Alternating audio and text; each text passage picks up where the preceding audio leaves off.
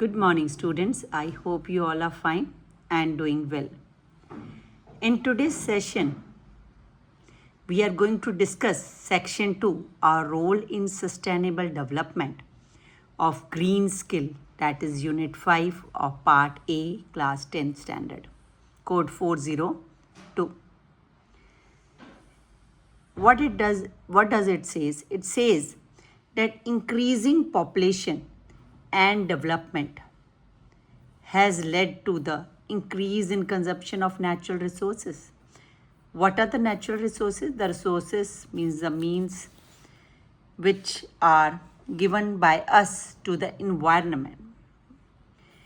अब जो due to the technology, population is increasing and development is also going on due to the technology, has led to the increase in consumption of natural resources. अब जब population ज़्यादा होएगी तो they will be more dependent on the natural resources, the resources given by the nature environment. The more the population, the more food, energy and water we need. Naturally, we require more food, energies, water for our livelihood.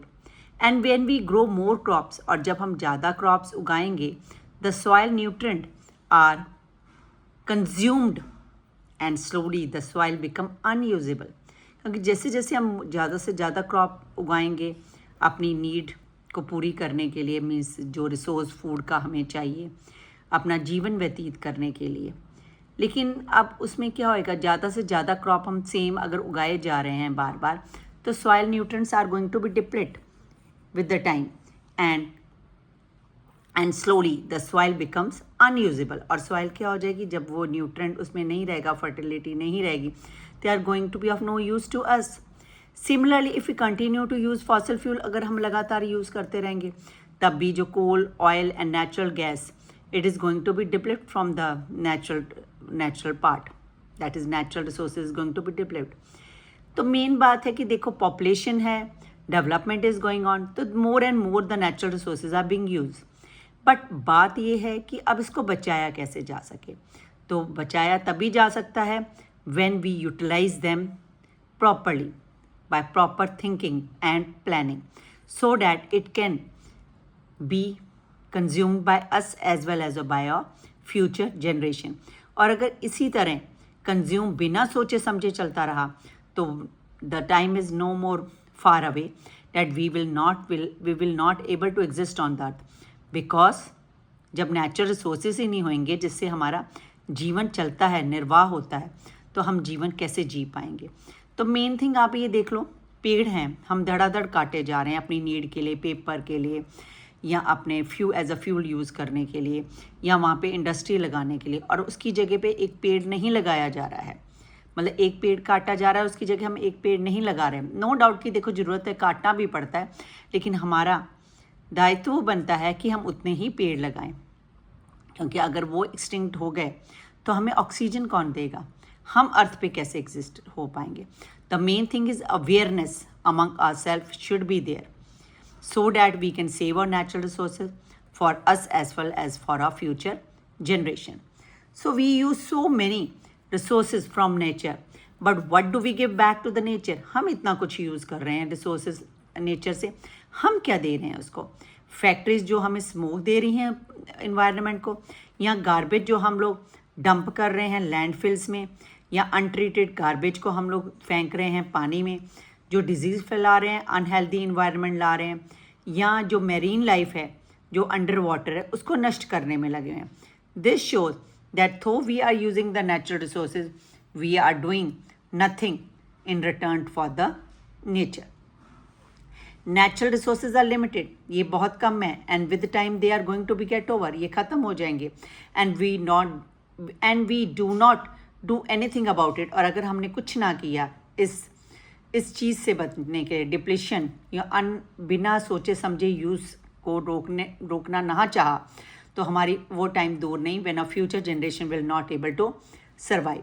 सो और initiative, तो हमारा काम क्या है, इसको अपने nature को बचाना. And one of the great initiative was taken by ministry of railway in Varanasi, and it is really appreciable. Where they introduce the पोर्ट्सकुलर्स, है ना, जिन्होंने रिप्लेस किसको किया, पेपर कप को किया, या हम कह सकते हैं कि प्लास्टिक को रिप्लेस किया, और ट्रेडिशन कुलर्स यूज़ किए गए।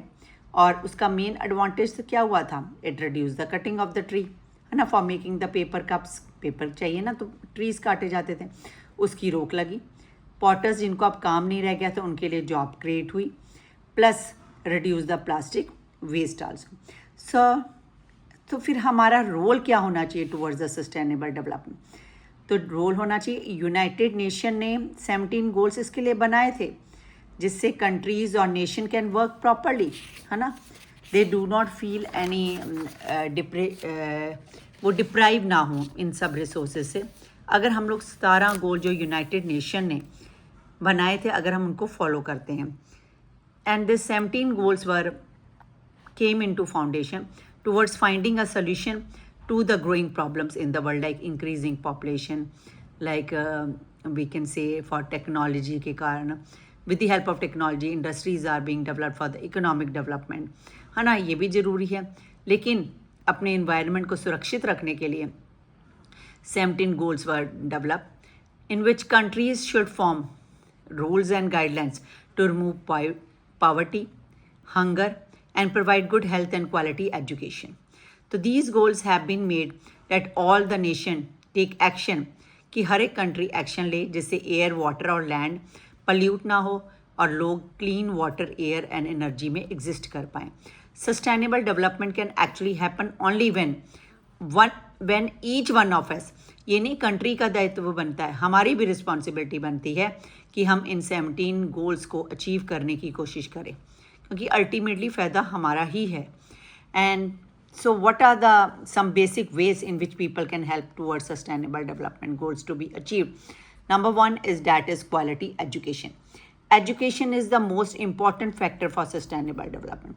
देखो एजुकेशन होएगी तो अवेयरनेस होएगी, अवेयरनेस होएगी तो नेचुरली उनको लगेगा, फील होएगा एजुकेशन के कारण कि हमने अपने इन्वायरमेंट को प्रोटेक्ट करना है। Children who have gone to school will be able to get the job, तो अपने आप इकोनॉमिक डेवलपमेंट हो जाएगा, उनका स्टैंडर्ड रेज हो जाएगा। और एजुकेशन हमें क्या करती है, अवेयर करती है।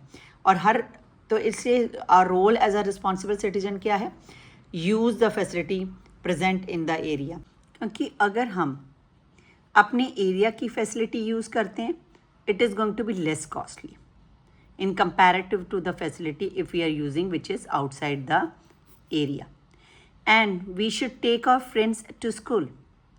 अगर कोई भी friend due to the money या due to lack of awareness they are not going to school या stop the schooling, we should make them aware about the importance of education and make them go and help them and make them go to school and even help them in going through the study problems if they face.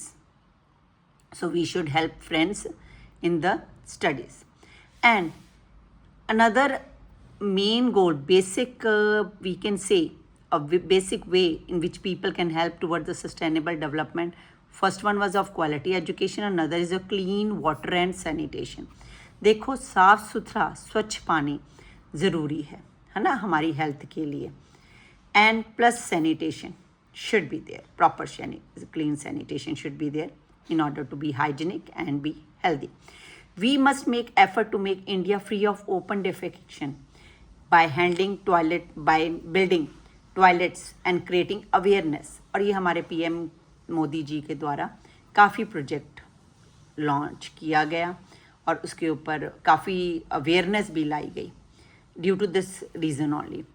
So towards sanitation and individual pollution is polluting of water resources. कैसे? By dumping garbage into the water, है ना. And it is very necessary to make the water clean, क्योंकि अगर पानी साफ सुथरा होएगा तभी तो हम क्लीन वाटर ले पाएंगे. और दूसरी बात, marine life is under the water, है ना, और हमारा वो नष्ट हो जाएंगे अगर हम प्लास्टिक या गार्बेज उसमें डंप कर देते हैं. And we very well know about the food chain जिसमें हर स्पीशीज़ एक दूसरे के ऊपर डिपेंडेड है, और अगर एक भी एक्सटिंक्ट हो जाती है तो दूसरी स्पीशीज़ अपने आप ultimately they are going to they are going to extinct. So it is very much necessary to keep each and every species on earth to be saved. अब ये नहीं कि मैं पानी में फेंक दो, कौन सा कोई देख रहा है, लेकिन क्लीन वाटर फॉर ड्रिंकिंग भी हमें चाहिए, है ना। और वहाँ पे भी पानी के अंदर जैसे लेक्स हो गए, पॉन्ड्स हो गए, मैरीन लाइफ इज़ देयर ना। अगर वो एक भी स्पीसीज एक्सटिंक्ट हो जाता है तो दूसरे उसके ऊपर डिपेंडेंट होते हैं। तो ये ना हो कि फूड चेन ही ख़त्म हो जाए। फूड चेन अगर एक भी ब्रेक होगी बीच में तो दूसरे स्पीशीज़ भी क्या हो जाएंगे, they are also going to be extinct. The third one is affordable and clean energy we should use, means like solar power, जिसमें जो जनरेट किससे हो जाती है, सन से, और does not cause any type of pollution. So we should replace non renewable resources energy to the renewable resources. अब जैसे कोल और पेट्रोलियम को हम लोग रिप्लेस कर सकते हैं सोलर एनर्जी से। We can make efforts to increase the solar power generation so that the electricity needs are met and at the same time we are not polluting the environment also. And decent work and economic growth should be there. Economic growth हो लेकिन decent तरीके से। तो what we can do for it? Study and find the good jobs. पढ़ो, अच्छी jobs लो, ठीक है। Work hard करो, सोसाइटी को कंट्रीब्यूट करो, जितना कर सकते हो हेल्प करो, उन्हें अवेयरनेस लेके आओ, और इस तरह की स्किल्स लेके आओ जो वैल्यू हमारी कम्युनिटी को ऐड करे, और इनइक्वालिटी को रिमूव करने की कोशिश करनी चाहिए हमें सोसाइटी। वो तभी होएगी जब हम एक दूसरे को हेल्पफुल होएंगे। Peaceful life we can exist in the society. हम फ्रेंडली रहें, रिस्पेक्ट करें एक दूसरे की, है ना, हेल्प करें काम करते वक्त, खेलते वक्त, इन help everyone whether they are any person it can be, है ना, चाहे वो गर्ल हो चाहे बॉय हो, है ना, किसी भी कास्ट को बिलोंग करता है। हमें इस चीज़ को रिलीजन को तो बीच में, कास्टिज़म को तो लेकर आना ही नहीं चाहिए, तभी peaceful society is going to be existful. Sustainable cities and communities, creating sustainable cities हमें डेवलप करनी। कैसे? अननेसेसरली एनर्जी को कंज्यूम नहीं करना चाहिए, लाइट को या फ़ैन को जब ज़रूरत नहीं है तो उनको स्विच ऑफ करना चाहिए, नेचुरल लाइट यूज़ करनी चाहिए दिन में, और ऐसी अप्लायंस को यूज़ करो जो लेस कंज्यूम करें energy, that like LED bulbs. The next topic is responsible consumers and producers. Topic है, कहते हैं कि हम रिस्पॉन्सिबल कैसे बन सकते हैं अबाउट आवर ओन एनवायरनमेंट। जैसे पेपर को रीयूज़ करने की कोशिश करें, ग्लास है चाहे प्लास्टिक है चाहे वाटर है। अब जैसे हम लोग अब अगर वॉशिंग के लिए वो पानी यूज़ कर रहे हैं कार के लिए, तो वो पानी इस तरह यूज़ किया जाए कि वो वाटर को भी, ये प्लांट्स को भी वाटरिंग के लिए हेल्प कर रहा हो साइड बाय साइड। हमें क्लॉथ बैग कैरी करने चाहिए मार्केट फ्रूट्स या वेजिटेबल लेने के लिए, क्योंकि वो तो धोकर फिर हम दोबारा यूज़ कर सकते हैं उनको। और डोनेट द थिंग्स जो हमारी यूज़ में नहीं है तो हमें डिनोट कर देने चाहिए वो क्लोथ्स या फर्नीचर उनको जो नीडी पर्सनस हैं। और सीजनल फ्रूट लेकर आने चाहिए खाने के लिए, क्योंकि जो सीजनल होंगे वो केमिकल से नहीं पके होंगे, और जो हमारे एरिया में फाउंड हों, क्योंकि अगर हम कहीं और से लेकर आते हैं तो उनके ट्रांसपोर्ट भी तो हमें यूज़ करना पड़ेगा ना दूसरी जगह से लाने के लिए। और ट्रांसपोर्ट जब व्हीकल्स रोड पे चलेंगी तो no doubt they are going to pollute the environment. And we should repair the leakage of taps and pipe because unnecessarily wastage of water goes through it. और गार्बेज को कहीं untreated फेंकना नहीं चाहिए, उनको प्रॉपर ट्रीट करना चाहिए और फिर डिस्पोज करना चाहिए।